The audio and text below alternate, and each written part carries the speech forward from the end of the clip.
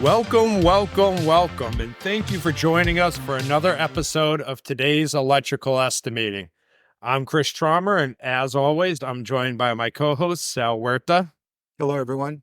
Well, Sal, today we're going to be talking about estimating databases with Sharolyn, sort of why they were created the way they were, what thought process might have gone into that, or the reason they choose certain products, I guess, in these databases.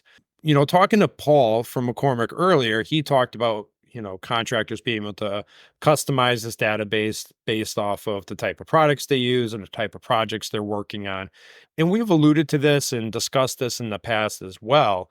And I know you have the knowledge base for this to be able to sort of give us some insight into different ways contractors are able to customize their estimating databases to fit their needs so that, they don't have a 30,000 product database with all these products they don't need, or they don't have a database that's only 500 products that they need more for. So, can you go into maybe a little bit of detail for us, the different options that they have available for customizing their estimating databases?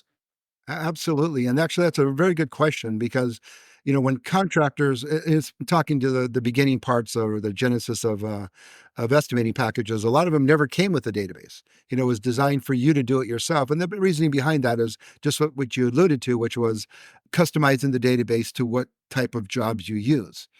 Fast forward to today, every estimating package comes preset with some items in there.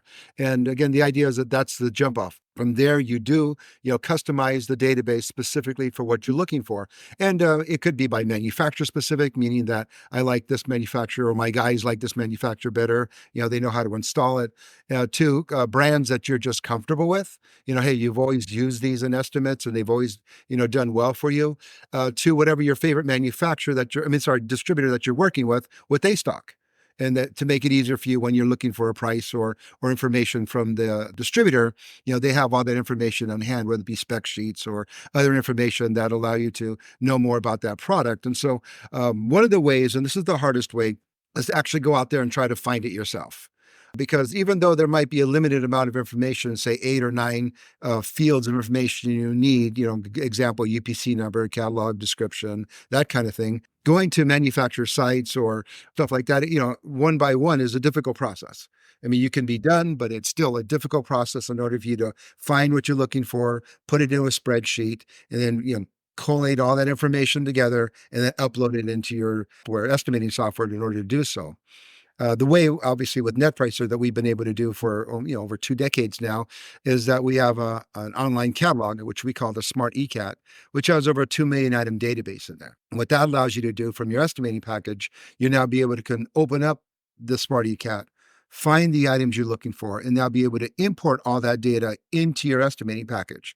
So that makes the process 100 times easier when you're looking for product information in there. And then, of course, like we mentioned, customizing the database for the contractor.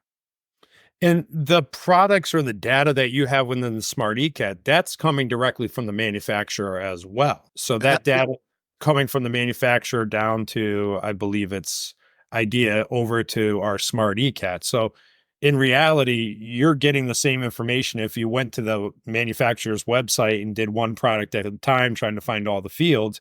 This is sort of that same information just bundled in one spot for you. And of course, the reasoning behind that is it makes it easy for you. Contractors and people in general want to do things as easy as they possibly can.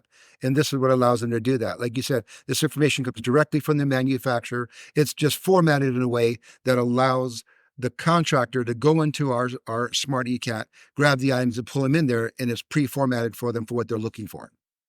Got it. So they could do one product, or they can go in and search for a particular manufacturer and select 1,000 different products and upload them all at the same time. It really is up to them and what they're looking for at that point to create their database. Yes, a lot of times a contractor will be or an estimator will be doing a job, and he only needs that one item or 2 items that completes the job for him. So then, he, like you said, he goes out, grabs what he's looking for, and pulls them in. And then, of course, like you mentioned, sometimes they might have a different job, a job they might have not had in the past, a renovation of a hospital wing or something like that. So they might need hospital grade products that they didn't have in the database before. So now they go into the Smart ECAT and grab, like you said, 500, 1,000, 2,000, however items they need of these hospital grade stuff and then pull them into their database. So now they have access to them.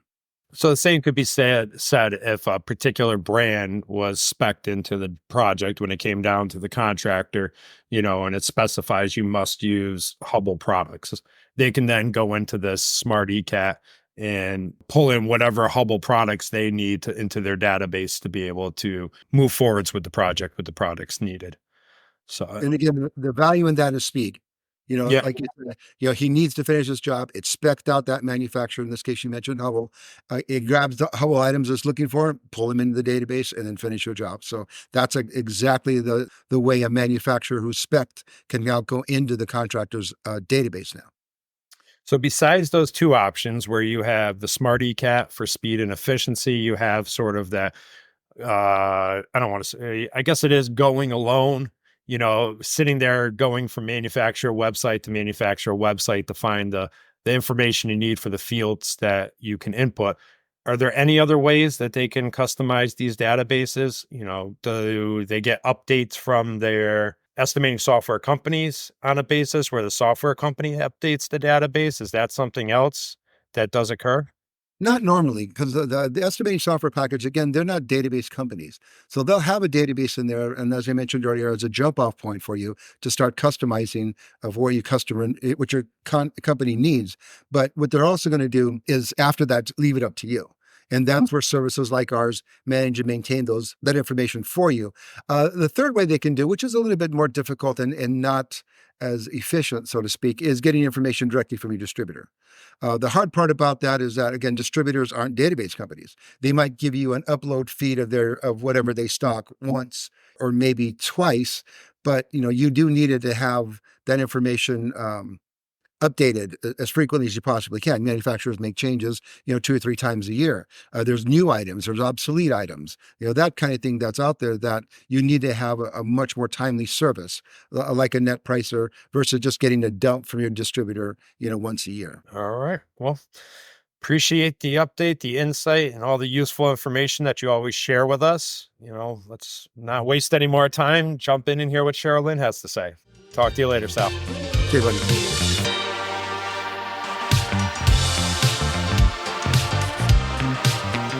Now, one thing you just mentioned was databases. I've always been curious about this, from my side of the business of why certain databases were created the way they were, because I look at them from my side, seeing how reports on how many manufacturer products are in there.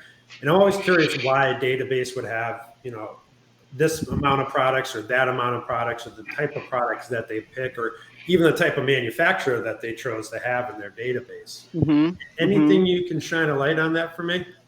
I don't know that there's an exact reasoning as to which manufacturers was included into most databases and which ones were excluded.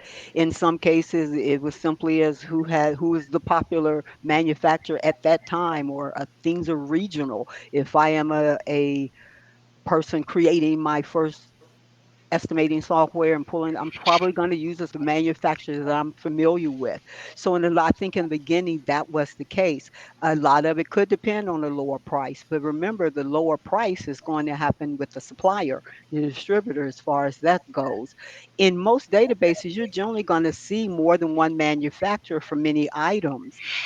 For a Foursquare box, you will see a Rayco box, you'll see a Steel City in the database. Again, if you look at the devices, receptacles and switches, Hubble may be a higher quality, but Leviton is in that same database as well. They could pick a different one each time if they wanted to. And then Exactly. And a really, lot of it depends on the assembly that's already put together. So I gave you the example of the different devices that I may have. Well, which yeah. one did the software put in with that assembly? Okay. And so then that's the item that you're going to see.